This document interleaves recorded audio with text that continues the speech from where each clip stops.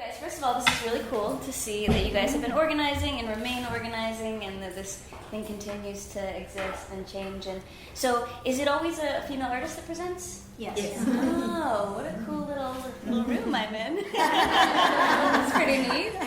So, I'll take you through a few different bodies of work. The way I decided to arrange it today was just kind of in groupings of different bodies of work. So I've had a long-term kind of studio practice. I'm kind of classically trained and had that moment that I think a lot of artists have where you kind of ask yourself, like, okay, I have this really classical practice. How do I sort of create something which interacts with my world in a way that's different than maybe kind of like the painting that I came from.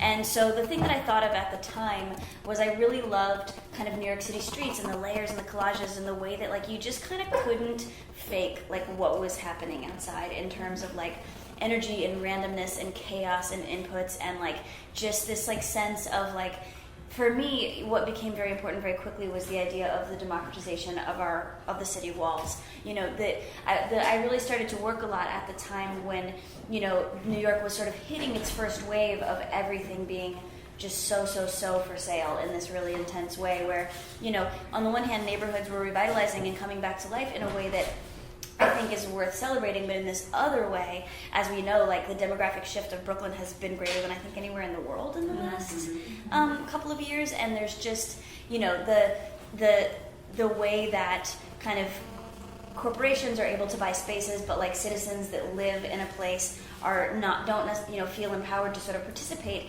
on kind of a tactile, like human scale level in the creation of our environment, felt to me as I started to work like something that I wanted to just kind of take on, like in this very small kind of human way, and to like make this gesture that created, you know, for me, my medium was human portraits, but the method was very much about kind of participating in our city and in our spaces, and kind of sending this sort of kind of quiet message of just an openness, you know. And I just got back from Indonesia, in Yogyakarta is this incredible little city on the island of Java where graffiti is legal by like order of the king, which, by the king of that town, and it's totally amazing. This is one that somebody brought to Iraq for me actually during the Iraq War. This was a kind of an interesting situation where a friend of mine had gotten this camera from a soldier who had died. It was given to him by the family of the soldier, and they were like, we're not supposed to have this, and we don't know what to do with it,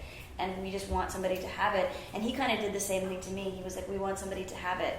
And so I just made a portrait kind of from those images, and then somebody who was leaving for Iraq said, can I bring something? And I was like, yeah, bring this.